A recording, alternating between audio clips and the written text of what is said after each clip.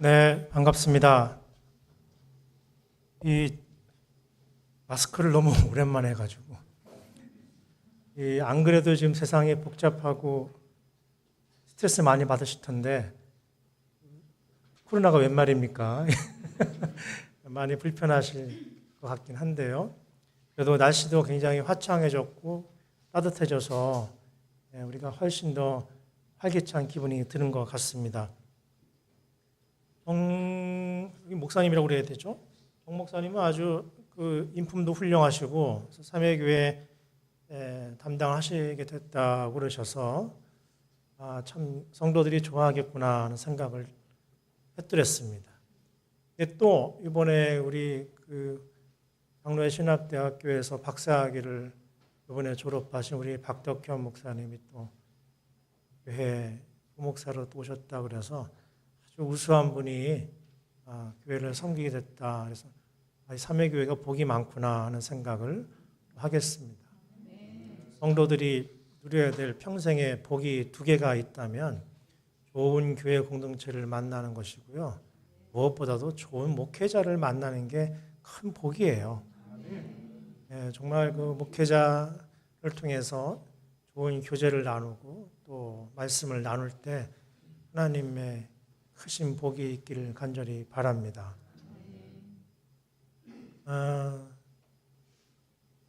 교회가 굉장히 우리나라에 많지만 다 아시다시피 여러 가지로 지금 어려움을 많이 겪고 있습니다. 제가 처음 신앙생활 시작할 때, 저는 1세대인데요.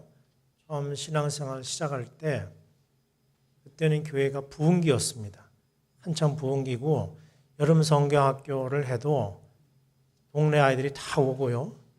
뭐 캠프파이어 이런 거 문학의 밤 이런 거 하면 1년에 한 번 오는 애들이 다 이제 교회 왔거든요. 연애하러 오기도 하고 그랬습니다. 그 길에 얼떨결에 교회 다니다가 신앙생활 하게 되고 권사님도 되고 장로님 되고 그런 일들이 많았죠. 저도 1세대인데 아버지가 사업이 좀 어려우셔서 숨어 살던 때였습니다.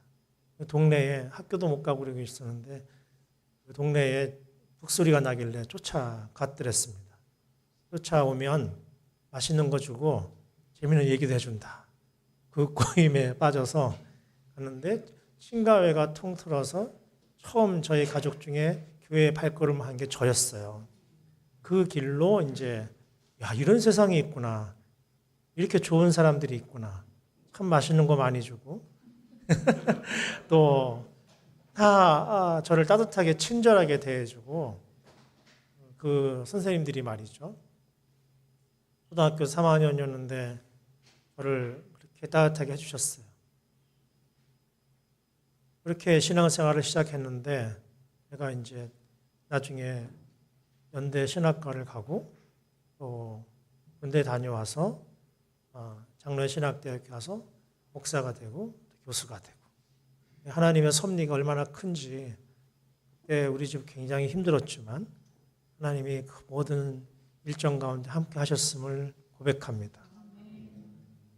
순간순간 지날 때는 고통스럽고 미워 죽겠고 괴롭고 저 사람 때문에 내가 못 살겠다 싶지만 지나고 나면 그 순간마다 하나님이 계셔서 우리를 이끌어 주신 줄로 믿습니다.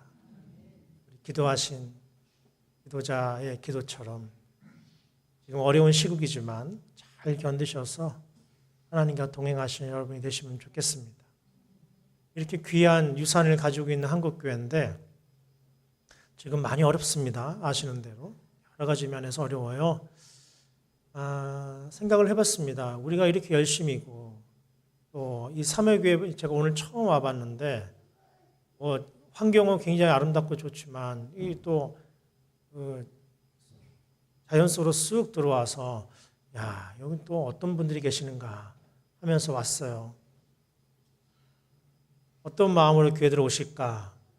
주님을 얼마나 사랑하면 또 이 어려운 시국에 이렇게들 교회로 모이셨을까? 더군다나 코로나가 퍼져셨다 그러는데 사라진 줄 알았는데 그것도 마스크들 하시고 또 이렇게들 앉아 계실까 하는 생각을 했습니다. 성가대는 뭐 전혀 모르겠습니다. 저는 처음 와서 그대로이신 것 같고 이렇게 열심히고 우리가 최선을 다해서 하나님을 섬기고 애를 쓰는데 서로 사랑하고 애를 쓰는데 왜 세상은 자꾸 우리 보고 이상하다고 자꾸 뭐라 그러나 이게 목사로서 신학교로서 특별히 저는 교단의 신학생들을 잘 키워서 목사를 만들어야 되는 그런 교단 신학교에 있기 때문에 더 남다른 그런 어려움이 있습니다.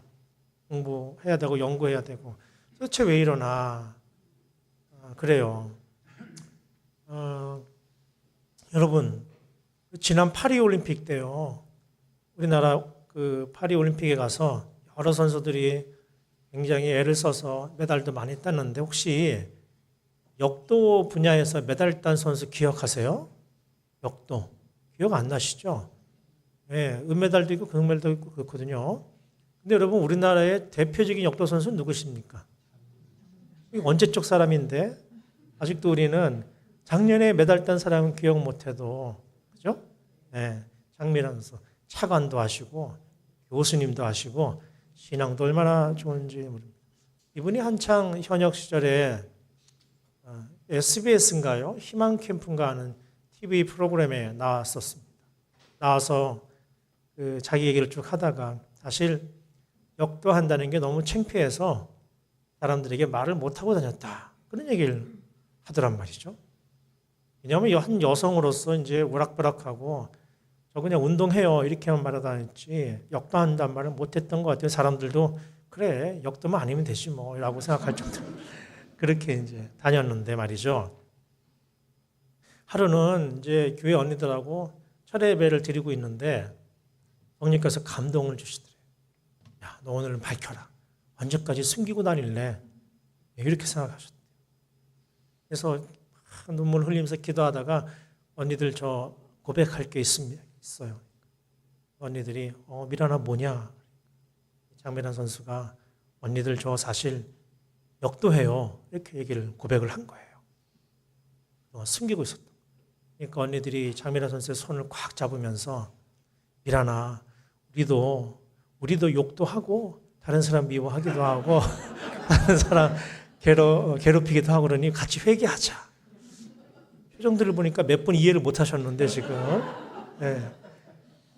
이 역도를 욕도 한다는 말로 들었겠죠. 설마 역도겠냐 싶었는지 모르겠어요. 하여튼 그렇게 해서 또 그냥 지나가 버리고 말았다. 못 밝히고 말았다. 그런 우스갯소리를 했던 것을 기억을 합니다. 여기 어르신들이 많으신데요. 저희 어머니 이제 한 7년 전에 하늘나라 가셨는데 제가 20년을 모시고 살았거든요.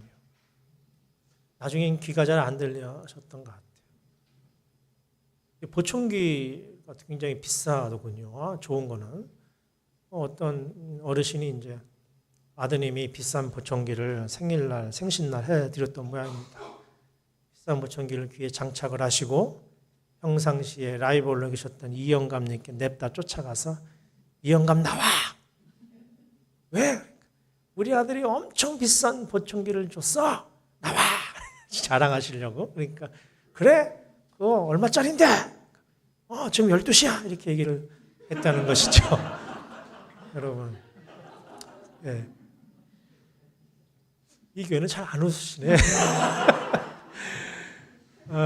마음을 담아서 진심을 담아서 자기 숨기고 싶은 걸 얘기를 해도 잘못 들으면 그만. 아무리 비싼 걸 장착을 해도 엉뚱하게 들어버리면 그만인 것입니다. 이런 시대에 우리가 살고 있습니다. 과거에는요, 우리가 진리를 얘기하고 우리 마음을 담아서 얘기하면 전달이 되고 그래서 부흥도 되고 성장도 했습니다.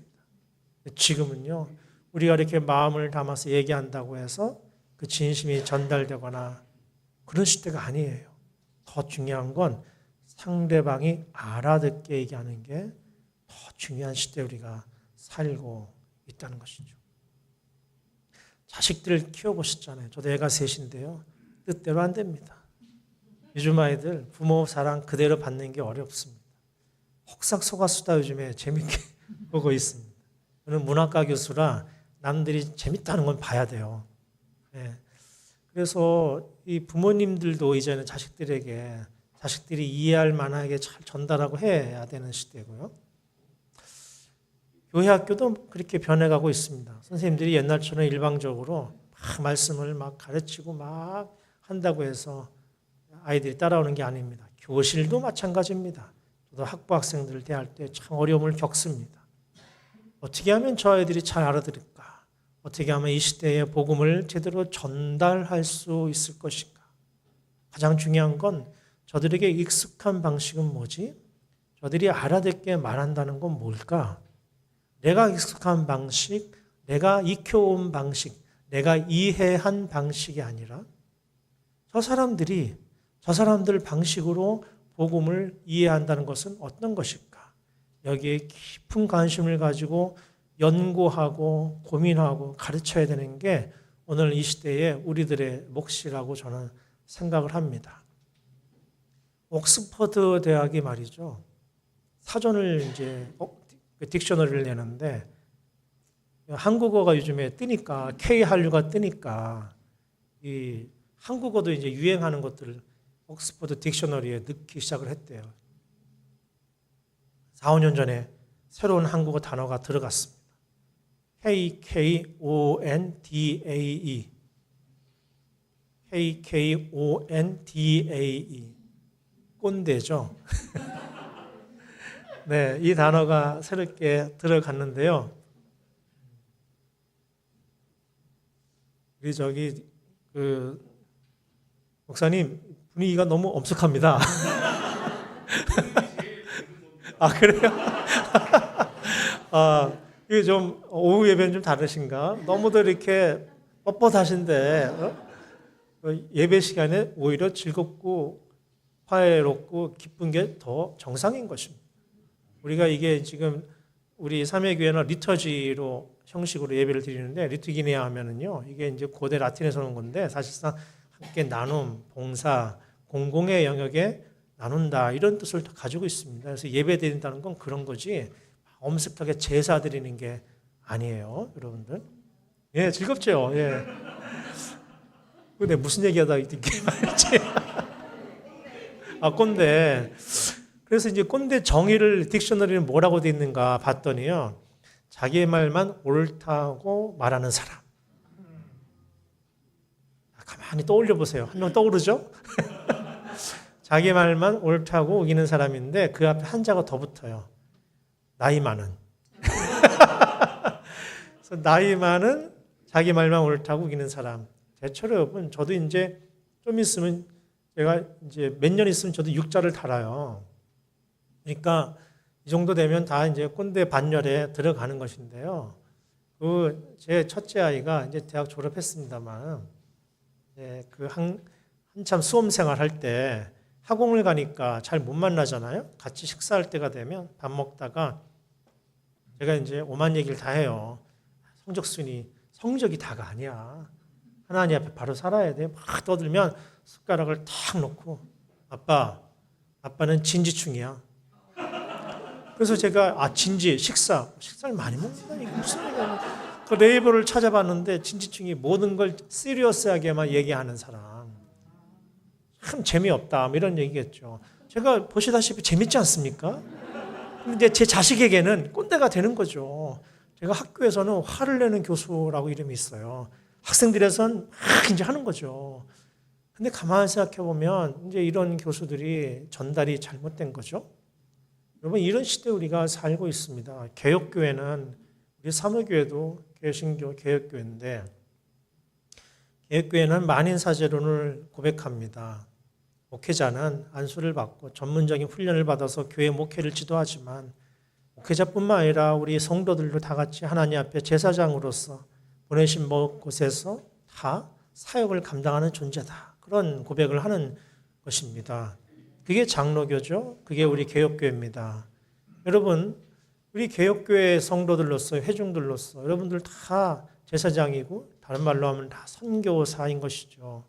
선교가 여름에 단기 선교 잠깐 다녀오거나 선교사에게 후원 보내는 거나 그런 걸로 끝나는 게 아니고 본질적으로 우리는 선교사의 삶을 살아가는 게 그게 본질인 것입니다. 선교사는 제일 소명이 뭐겠습니까? 제가 이제 캄보디아에 우리 후배가 있어서 갔더니요. K한류가 유행해서인지 한국어로 다 하더라고요. 이리 오세요. 예배로 모이세요. 다 한국어로 하는데 캄보디아 사람들이 다 알아듣더란 말이죠. 이거 아니 어떻게 이렇게 한국어로 다 하세요? 그러니까 선교사님이 한국어를 너무 배우고 싶어 합니다. 한국어로 하면 다 이제는 알아듣습니다. 제가 당신 지금 뭐 하는 거야? 국위선양하러 왔어? 복음 전하러 왔지? 선교사가 이 나라 파송받았으면 이 나라 언어 배우고 이 나라 음식 먹고 이 나라 문화 배워서 이 사람들 언어로 가장 잘 알아듣게 복음을 전하고 증언을 해야지 왜 한국어를 가르쳐? 제정신이야? 라고 말하면 상처받으니까 그렇게 말 못하고 선교사님 한국어는요 그냥 한국어 센터 이런 거 만드셔서 한국어 어학당 만드셔서 가르치시고 주님이 저 높은 거룩한 것을 포기하시고 이 땅에 오셔서 육신의 인간의 말과 언어를 가지고 복음을 전해주셨잖아요. 우리 선교사님은 그렇게 하셔야 되지 않겠습니까? 교수님 제가 짧았습니다. 성도 여러분, 선교사, 해외 선교사만 그렇게 해야 되는 게 아니에요. 우리 성도님들도 개혁교회 교인으로서 회중으로서 마땅히 선교사적인 삶을 살아가야 된다면 여러분 이 시대의 문화, 이 시대의 언어, 이 시대의 문법, 이 시대의 세상 사람들이 생각하는 것에 대해서 관심을 가지셔야 되는 겁니다. 그런 사람들이 모인 공동체를 선교적인 공동체다. 해외 선교사들에게 회비 모아서 보내는 게 선교사가 아니라 선교적 삶이 아니라 내가 일상의 삶을 그렇게 선교사처럼 살아가면서 저 사람에게는 어떤 식으로 복음을 전할까? 저 사람에게는 어떤 식으로 복음을 전해야 좋을까? 이거 생각하며 그 사람을 10분 존중하고 10분 이해하고 10분 경청하면서 살아가는 삶을 내가 살아가야겠구나. 이 결단을 하는 사람들이 우리 여러분 성도들일 뿐만 아니라 그렇게 모인 공동체가 선교적인 공동체일 수 있다. 이렇게 말씀드릴 수 있겠습니다. 우리 정대경 교수님이 저에게 이 말씀을 부탁하시면서 교수님이 선교적 교회 운동을 하시는데 선교적 교회에 대해서 얘기 좀 해주세요. 이렇게 부탁을 하셔서 오늘 이렇게 말씀을 열었습니다. 오늘 특별히 우리가 함께 나눈 말씀들 중에 이사야서를 저는 주목을 하게 되었습니다. 다른 본문을 줬더니 우리 박덕현 목사님이 교수님 우리 교회는 성서 정과를 따릅니다. 이 본문을 해주세요. 우리 또 저 친구가 굉장히 올곧은 친구입니다. 제가 지도한 학생인데도 저한테 당당하게 이대로 해주세요. 이렇게 해주셔서 뭐 하지 뭐. 그래서 이 이사야서 오늘 말씀을 이렇게 보니까 그런 말씀이 나옵니다. 너희는 만민에게 증인이다. 이 얼마나 오늘 제가 드리고 싶은 말씀의 핵심 키워드가 아닌가 저는 그 생각을 합니다. 55장은 이 바빌론 포로기, 바빌론으로 포로로 끌려가지 않았습니까? 이 끌려간 말기에 주어진 하나님의 그 위대한 초청에 이사야 선지자를 통해서 초청의 말씀입니다. 너희가 이제 70년의 포로기를 끝내고 이제 너에게 새로운 희망을 내가 선포하겠다. 너에게 희망을 내가 주겠다. 이런 마음으로 하나님께서 이사야를 통해서 주신 말씀이거든요. 먼 옛날 이스라엘 백성에게만 주신 말씀이 아니라 오늘 바로 이 자리에 계신 여러분에게도 이 주님이 이사야의 말씀을 통해서 말씀해 주실 것이라고 생각을 합니다. 여러분, 이 55절에는 여러 가지 말씀이 있습니다. 와라, 와서 먹고 사 먹고 마음껏 먹어라, 마셔라. 이 백성들이 포로기에 있는 백성들, 궁핍하기 짝이 없는 이런 영육간의 어려움을 겪고 있는 이들에게 와서 마시고 먹고 편하게 해라. 초청을 하는 것입니다. 이렇게 너에게 주실 것이다, 하나님이. 그리고 다윗에게 하신 그 약속을 너에게 성취하게 하실 것이다. 사실은 여러분 70년이 넘는 동안 포로 생활을 한다고 한다면 우리가 36년 했는데요. 말도 잊어버리고 다 잊어버렸을 텐데 이스라엘 사람들은 그러질 않았습니다. 거기에서 해야 할 일을 감당하고 열심히 살면서 하나님께서 언젠가는 우리에게 주신 그 언약, 아브라함에게 다윗에게 주셨던 그 언약을 성취해 주실 것이라는 소망을 버리지 않았던 것이죠. 그래서 놀라운 건 그 바벨론에서도 말이죠. 하나님의 그 말씀을 전하고 증언하고 하나님이 어떤 분이신지 전하시면서 그 이방인의 사람들을 다 복음 앞으로 하나님의 뜻 안에서 왕들도 하나님의 임재를 역사를 고백하는 왕으로 만들고 그런 일들을 이스라엘 백성들이 했던 것입니다. 특히 오늘 4절에 보면 보라 내가 그는 다윗입니다. 다윗의 자손들을 의미하겠죠. 그를 만인에게 증인 삼겠다. 이렇게 오늘 우리 본문 삼회교회는 공동 번역을 읽으신 건가요? 새 번역을. 그래서 좀 워딩이 다른데 한글에 보면 만인에게 증인을 삼았다 이렇게 말합니다. 그리고 그 만인에게 증인 이 히브리어는 에드라는 말인데 이 에드는 이어지는 말씀에 보면 만민에게 인도자가 되게 하겠고 만민에게 명령자가 되게 하겠다. 그런데 여러분 오해하시면 안 돼요. 과거 우리 한국교회 부흥 성장기에는 내가 어디 가서든 머리가 되고 영향력 끼치는 사람이 되고 높은 사람이 되어서 선한 영향을 끼쳐야 돼 이렇게 가르쳤습니다.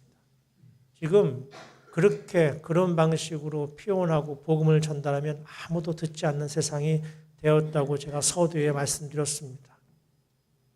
이제 세상 사람들은 그런 사람들을 믿지 않습니다.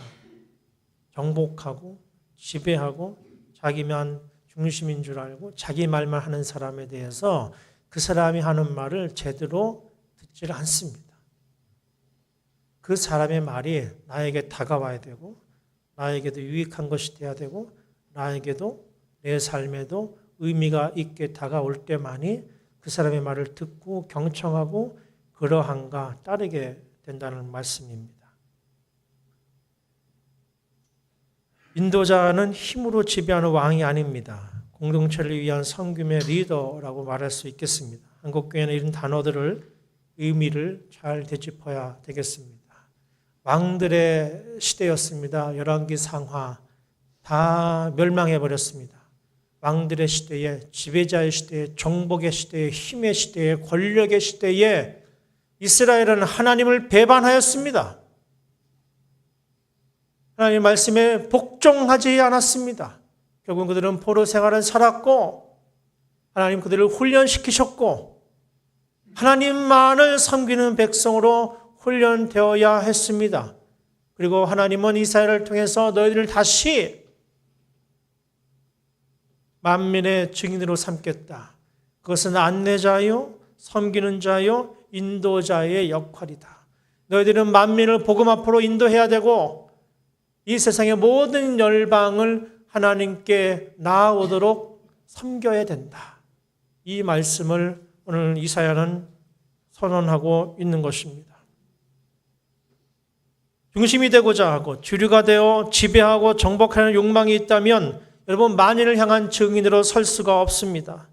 예수 그리스도께서 우리에게 보여주신 것처럼 섬기고 사랑하고 낮아지는 자만이 만민에게 증인의 자격을 얻게 될 것입니다.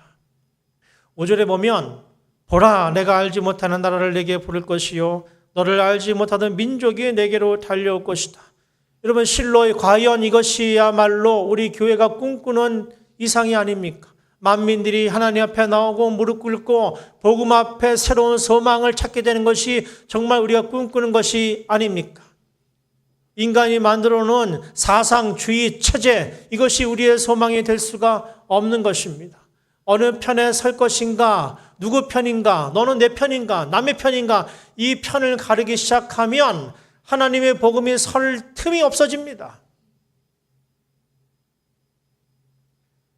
알지 못하는 사람들이 복음 앞에 나오고 알지 못하던 민족들이 이제 복음 앞에 나올 것이라고 선언하는 이사야의 말씀은 어떤 의미가 있겠습니까? 기쁨이 될 것이다. 자발성이 담긴 표현입니다. 교회가 진정한 증인의 공동체가 될 때 복음은 세상은 그 안에서 하나님의 아름다운 영광을 보고 기꺼이 달려오게 될 것입니다. 성도 여러분, 누가복음 10장에 증언하고 있는 선한 사마리아인 그가 정말 과연 다만 선했기 때문에 그러한 선행을 베풀었을까요? 저는 그렇게 보이지는 않습니다. 유대인들에게 멸시당했던 사마리아 사람들, 유대교 종교 지도자들, 잘난치 않은 사람들 다 지나쳐버린 그 강도 만나 이웃을 온몸으로 온 열정으로 받아들이고 섬겼던 사람은 그들에게 비판받고 손가락질 당했던 사마리아 사람이었습니다. 왜요? 도대체 왜 그는 유대인을 강도 만난 사람을 끌어안았을까요? 본문에는 불쌍히 여겼다 말합니다. 끝까지 책임졌습니다. 정치적이고 경제적인 한계를 뛰어넘었습니다. 이는 다만 선한 것이 아니라 용기 있었고 정의로운 행동이었습니다. 만인에게 증언되는 그리스도인은 어떤 삶으로 부름받았습니까? 정의롭고 끝까지 책임지고 용서하고 사랑하고 누군가는 비난하지만 그를 뜨거운 심장으로 끌어안는 사람들, 바로 이런 사람들이 만인에게 증인의 삶을 살아낼 수가 있는 것입니다. 초대교회 또한 서로 나누고 자신의 것을 주장하지 않는 아름다운 공동체였습니다. 마치 오늘 본문에 표현되는 것처럼 누구든지 와서 먹고 마시라고 환대하고 개방되고 포용적인 그런 공동체였습니다. 하나님께서는 바벨론에서 포로 생활을 하던 이들에게 앞으로 해방되어 모든 열방에게 만인에게 증인이 되는 그런 비전을 허락해 주셨습니다. 바로 성령이 임하셨던 초대교회가 그러했던 것입니다. 그래서 스데반과 같은 위대한 선교사도 나올 수 있었습니다. 바알과 같이 위대한 하나님의 사역자도 나올 수가 있었습니다. 성도 여러분, 교회는 자신을 위해서 존재하지 않습니다. 보냄받은 공동체로서 언제나 하나님의 선교에 동참하는 공동체일 때만이 그 존재의 의미를 갖게 되는 것입니다. 하나님이 자신들의 편이라고 주장하는 공동체가 아니라 만인을 향해 기쁨을 전하고 사랑을 전하는 공동체가 되어야 하는 것입니다. 26번의 낙방을 통해서 급기야 대통령이 된 아브라함 링컨은 새벽마다 일어나서 하나님께 간구했다고 합니다. 당시 남군 역시 하나님께 간구하는 기도를 올리는 지도자가 많았습니다. 남군, 북군 저마다 하나님이 자신의 편이라고 주장하는 그때에 링컨은 이렇게 말했습니다. 나는 하나님이 누구 편인지 관심 없다.